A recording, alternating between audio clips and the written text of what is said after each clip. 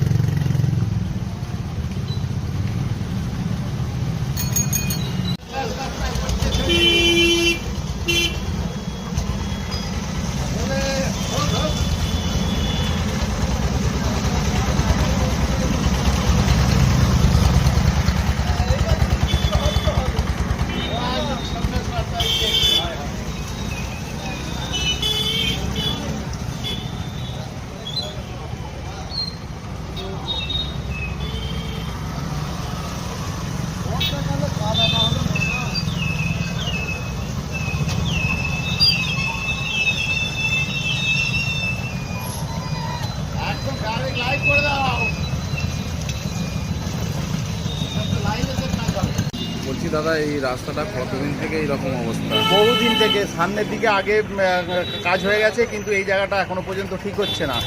স্কুলের ছেলেরা যেতে গিয়ে পড়ে যাচ্ছে, কত টোটো উল্টে পড়ে যাচ্ছে। আমার সামনে দোকান আছে, আমি সেখানে জল নিয়ে ছুটছি। প্রশাসনের এখনো পর্যন্ত কোনো নড়ছে না, কেন আমরা বুঝতে পারছি না। এখানে স্থানীয় পঞ্চায়েত কোনো উদ্যোগ নিয়েছে? স্থানীয় পঞ্চায়েত তো এখনো কোনো উদ্যোগ নিতে দেখতে পাচ্ছি না। একবার হলে যে কিছু ইট ফেলেছিল, তারপরে আর কিছুই করেনি।